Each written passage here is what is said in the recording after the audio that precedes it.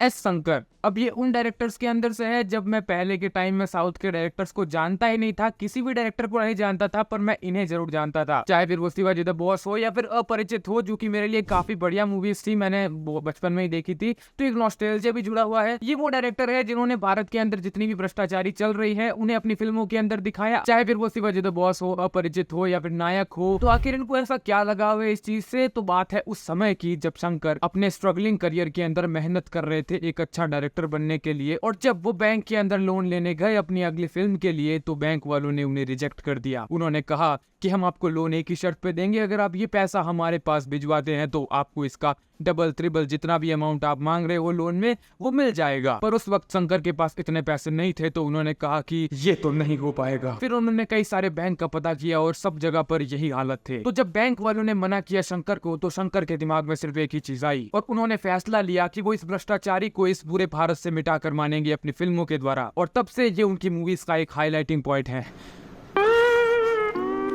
मजाक असाइड, हम बात करने वाले हैं आज हिंदुस्तानी के पार्ट 1 के बारे में, जो कि 1996 के अंदर आने वाला था। अब इस मूवी को देखने का एक रीजन यही है कि मैं इस मूवी को नहीं जानता, मतलब मैंने कभी देखा नहीं है इस मूवी को। दूसरा, इस मूवी का पार्ट 1 आ रहा है, तो मुझे इस मूवी के पार्ट 1 के बारे में जानना है कि आखिर पार्ट 1 में क्या क्या चीजें हुई थी, क्या क्या इवेंट्स हुए थे, क्योंकि दोनों मूवीज की थीम काफी क्या लगभग सेम ही है। पेट्रियोटिक और विजिलेंटे का मिक्सचर है एक, और तो और दोनों मूवी के अंदर कैरेक्टर भी सेम है, जो कि है सेनापति नाम से, और उसे कमल हसन ही प्ले कर रहे हैं। तो मैं उस कैरेक्टर के बारे में भी जानना चाहता हूँ कि आखिर वो कैरेक्टर का ओरिजिन क्या है, वो सेनापति है, था, क्या हुआ उसकी लाइफ में ऐसा, और आखिर इतने सारे लोगों को मारने के पीछे का उसका एक स्ट्रॉन्ग रीजन है क्या, उसको ऐसा लाइफ में कौन सा झटका मिला कि वो ये सब चीजें कर रहा है। बात करें मूवी के बारे में, तो मूवी स्टार्ट होती है और मेरे दिमाग में एक चीज आती है कि ये कमल हसन का कैरेक्टर बूढ़ा कैसे है, या तो वो बार बार अपनी शक्ल बदल के बेस बदल के जा रहा है लोगों को मारने के लिए, बट आगे जाके चीजें संभलती है, मुझे पता चलता है कि नहीं, यहाँ तो बाप और बेटे दो अलग अलग लोग हैं। और लगभग आधी मूवी के बाद पता चलता है कि आखिर ये बाप और बेटे अलग क्यों हुए हैं, जिसके पीछे का कारण बेटे का गुस्सा और अहंकार ही है, जो कि शायद से सेकंड हाफ के अंदर होता है मूवी का एक बहुत बड़ा हादसा, जिसके बाद से सेनापति की फैमिली में काफी सारी चीजें चेंज हो जाती है। उनकी जिंदगी का सबसे बड़ा झटका वो तब झेलते हैं जब उनके घर में आग लग जाती है और उनकी बेटी लगभग पूरी ही जल जाती है। उस वक्त जिस तरह की पॉलिटिक्स हॉस्पिटल वाले कर रहे होते हैं, उनके खिलाफ पुलिस स्टेशन में चल रही होती है, उसके बाद से वो फैसला करते हैं कि इन सब चीजों को बदलने की जरूरत है। वही बेटे का मानना ये है कि अगर आज पिताजी 100, 200, 500 रुपए उन लोगों को दे देते तो उसकी बहन आज जिंदा होती, पर सेनापति ये सब चीजें नहीं करता, जिसका रीजन मैं आगे बताऊंगा आपको। तो यहीं से सेनापति का एक रिवेंज आर्क स्टार्ट होता है, जब वो इन सभी घूसखोरों को मार देगा जो कि गरीबों की जिंदगी के साथ खिलवाड़ करते हैं। अब एक चीज मैं यहाँ क्लियर कर दूं कि यहाँ सेनापति सिस्टम के खिलाफ नहीं है, वो उन दीमकों के खिलाफ है जो कि सिस्टम को खोखला कर रहे हैं, वो उन्हें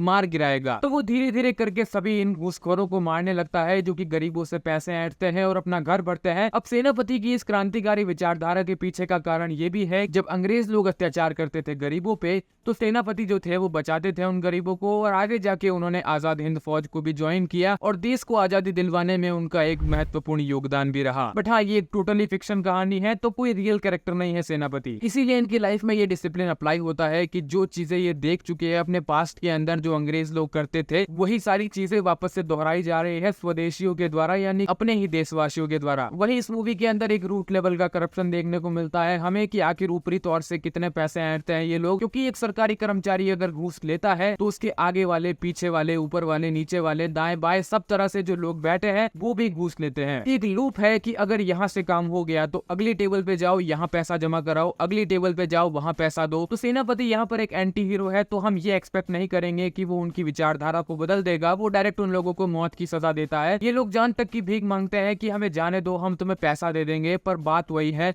घूम फिर के सारी चीजें पैसे पर ही आ रही है। तो कमल हसन की परफॉर्मेंस काफी बढ़िया थी, स्पेशली जो सेनापति का कैरेक्टर वाला था वो काफी बढ़िया लग रहा था। चंद्रू का कैरेक्टर जो कि उनकी बेटे का कैरेक्टर होता है वो भी ठीक है, थोड़ा बहुत रोमांस था उनकी लाइफ के अंदर। अब ऐसा है कि रोमांस जैसी चीज तो अभी भी जिंदा है बॉलीवुड के अंदर, साउथ के अंदर, सब जगह, तो उस हिसाब से देखा जाए तो ठीक है ये चीज भी। और अगर 1996 के हिसाब से देखे तो प्रोस्थेटिक्स भी काफी बढ़िया है मूवी के अंदर। जो सेनापति का कैरेक्टर है बहुत ही डीपली अगर आप देखोगे तो लगेगा कि ये कमल हसन ही है। तो ओवरऑल ये movie patriotic plus vigilante theme के साथ हमें देखने को मिलती है। मूवी के अंदर हमें कुछ बेसिक लेवल के वीएफएक्स वगैरह भी देखने को मिलते हैं, कुछ गाने के अंदर और कुछ सीन के अंदर जहां पर एक कार रेसिंग का सीन था, बड़ा ही अजीब सा सीन लगा मुझे वो, पर 1996 के हिसाब से देखा जाए तो इट्स नॉट अ बैड। मतलब उस वक्त वीएफएक्स इतना ज्यादा डेवलप्ड नहीं था इंडियन इंडस्ट्री के अंदर, प्लस वो मूवी शंकर की थर्ड मूवी थी, यानी कि उनके करियर के स्टार्टिंग की ही एक मूवी थी, तो हम एक परफेक्शन और एक एक्यूरेट वाली चीज एक्सपेक्ट भी नहीं कर सकते। नेगेटिव पॉइंट मुझे बस एक ही लगा मूवी का, वो की मूवी 3 घंटे की थी, जो कि पहले के हिसाब से बहुत ही आम बात है 3 घंटे की मूवी। शोले भी 3 घंटे से ऊपर की मूवी थी, बट वही कि अभी के टाइम में अगर कोई इस मूवी को देखना चाहे जहां लोगों के पास इतना समय नहीं है, बट हाँ इन दी एंड ये मूवी लेंथी फील होती है, चाहे कुछ भी कह लो। पर उसी के साथ साथ मूवी के अंदर कुछ अननेसेसरी वाली फीलिंग भी नहीं आती है कि हमें लगता है कि ये खिंचाव चल रहा है, मतलब बस किसी तरह से कहानी को बस स्ट्रेच किया जा रहा है जिसका कोई सर पैर नहीं है, पर सारी चीजें जो हो रही है उन सबका मीनिंग है, बढ़िया है चीजें। एक और पॉइंट जो कि सबके लिए एप्लीकेबल नहीं है, मुझे इस मूवी की जो रिवॉच वैल्यू है वो इतनी कुछ खास नहीं लगी। बैक स्टोरी वगैरह जिस तरह से कहानी आगे बढ़ रही है पूरी अच्छी तरह से सेटअप की गई है। अगर मैं इस मूवी को दूसरी बार देखने जाऊंगा तो मुझे एक काफी स्लो फील होगी। जिस तरह से मैंने शिवाजी द बॉस, अपरिचित, नायक इन मूवीज को मल्टीपल टाइम वॉच किया है, बट फिर भी मैं कभी बोर नहीं हुआ इन मूवीज को देखते। स्पेशली शिवाजी द बॉस, मैंने इस मूवी को करीबन 40 से ज्यादा बार देखा है और आज भी मुझे कहीं से भी लगा के दे दो